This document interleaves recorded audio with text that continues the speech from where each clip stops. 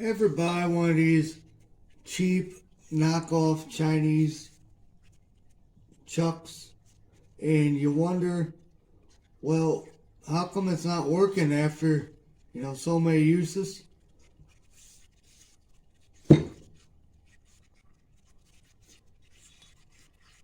This is the scroll. As you see, it's got a lot of buildup. So, when it has buildup, these are your jaws, and it collects on there.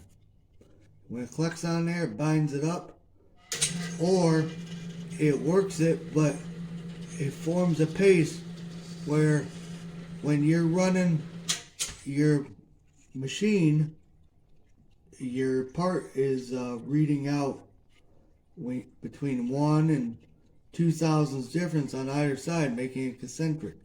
And you wonder, well, why is that? I just bought this thing. It's because the Chinese are pumping these out faster than they're checking them. So the scroll itself and the teeth are a little bit off. So you gotta clean this all up really nice. That's why I got the gloves on. It's not because I'm afraid of oil and grease. It's just something that's gotta be precisionally clean. By the way, that noise is because the sump pump is on and it's raining outside, so you're gonna hear it. Get some lube, spray this all down.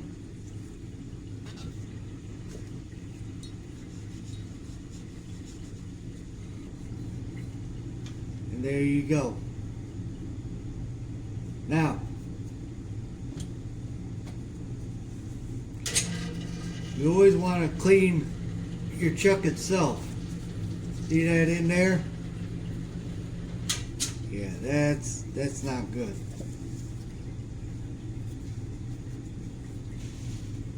So I already sprayed this down last night. I let it soak.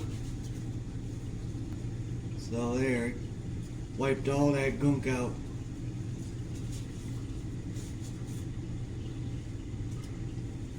Okay, now it's time to assemble it. So first you need your scroll. Now remember, the spur gear side goes up, this side goes down.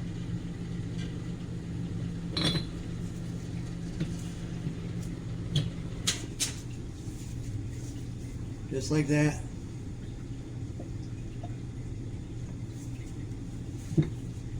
Give her a tap. Now when you tap it, you want to get a piece of brass. Just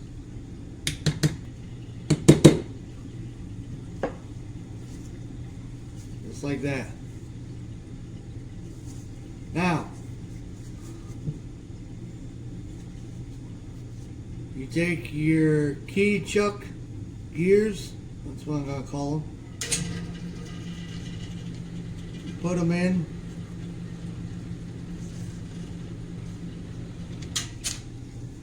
And they go in up. It's going to be hard to see. There's a opening here where they go into, and there's a hole right here. So it should look like that. It sits right in there. It just floats.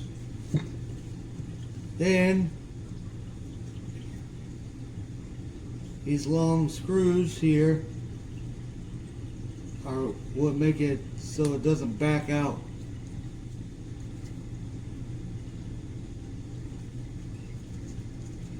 Screw those in place. Put the other one in. Inspect it too. Make sure there's no broken teeth, because that could be your other problem too. You'd be cranking it down with your chuck key and it ain't doing nothing because it might be a busted tooth. So That looks alright.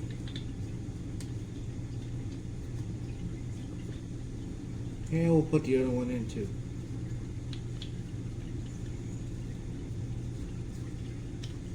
Now you don't have to worry, there's no set side each one's supposed to be on like your jaws are, that are marked 1, 2, 3, and they have to go in that rotation. These don't.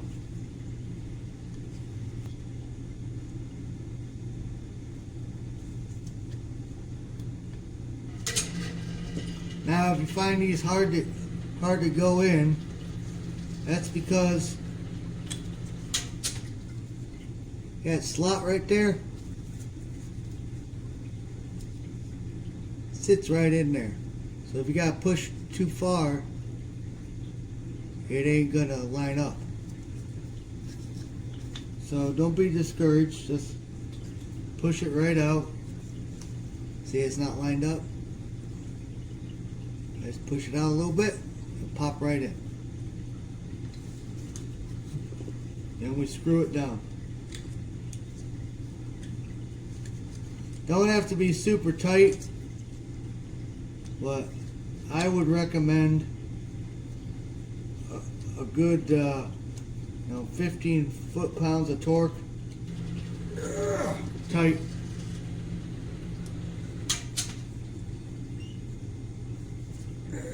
Tight. Tight. Now, check it out. Put the key on it.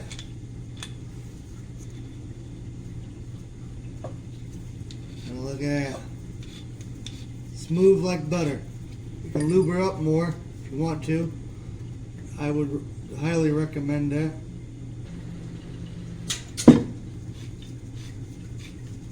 Here we go. Now,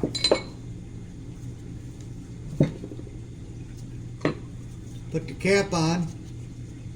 Now, these slots here, they line up. They line up with your chuck key teeth.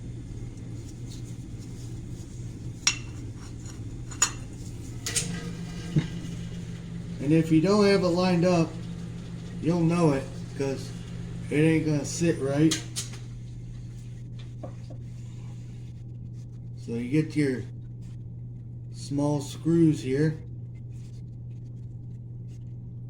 Should be 3 of them.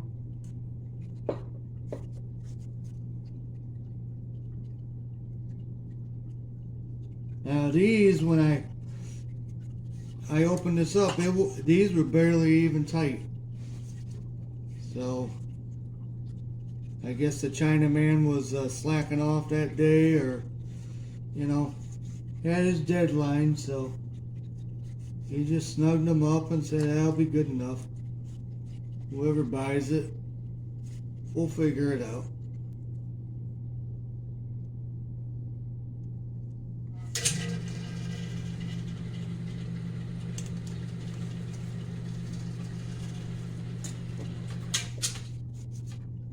Take your Phillips. You don't need to crank them down at first. You just start them all so they're even pressured down, and then you give her one good crank. It's about 25 pounds right there. Another 25 pounds. Another 25 pounds. Good enough. Then you put the adapter slash faceplate on, which, if you look at it, nick right here, and the grind down process isn't the greatest, but they probably chucked this up on a lathe. I would say, I don't think they ground this down, but anyways, make sure there's no debris on it first.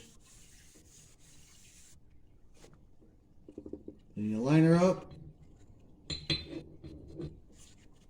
with your holes. Then you tap her in home.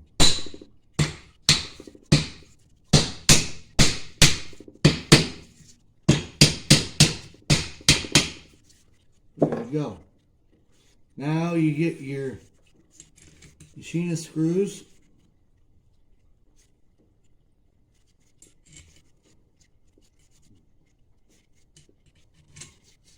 Should be 3 of them. Then you get your Allen key, which is 6mm, just in case anyone decides to buy one of these.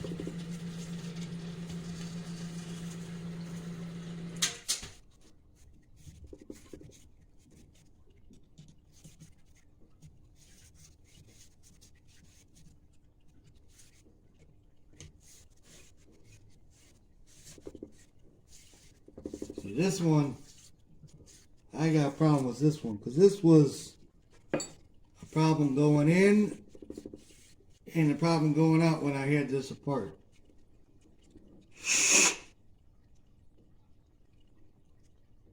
Oh, I see. The Chinaman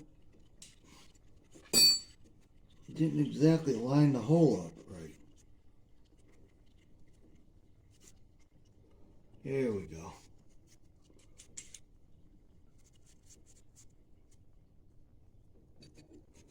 So, what that's telling me is this is the first one I always got to start with, and then the rest I tighten up. I don't like the feeling of that.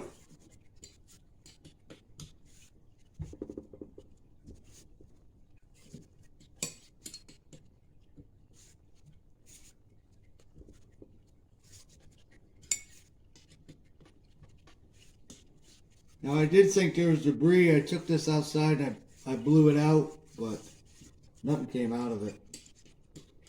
And I don't have a 6mm tap to run through it.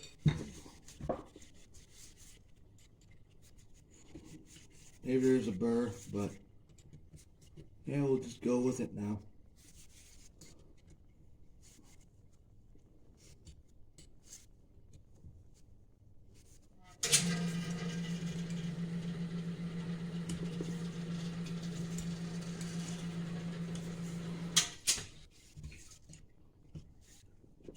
Now, double check to make sure this thing don't fly off. I'm going to put it on the vise.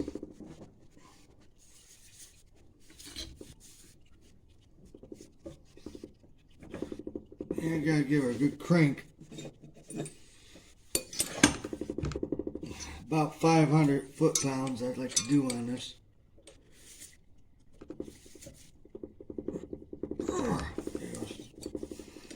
That was probably 600. That's another 600.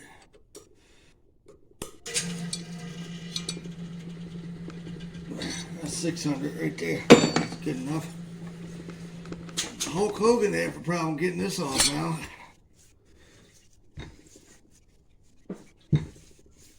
Now, I'm going to show you something that I thought was pretty sneaky that Chinese manufacturers did. Right inside there is the number 1. So that's how, I don't know what that was. That is how you know what jaw to put in what section. Now, if you look, there is no markings on this. So I was confused. I was like, well, if there's no markings, that should be universal then. But what the Chinese did, very sneaky, which, you know. Here we go. you're not going to be able to pick it up, but if you buy one of these, look and see. Inside here is a number 1. And the rest of them say nothing. So this one, you know, so this one, you know, is where number 1 goes. Now, so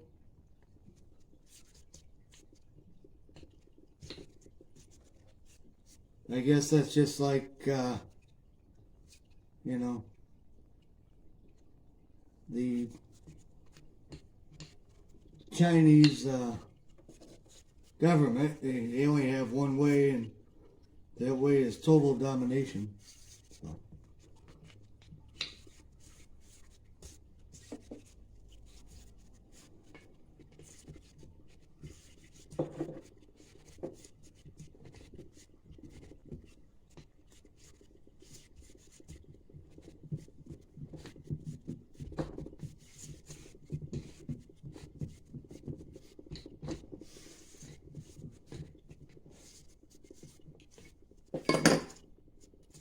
All right, there we go.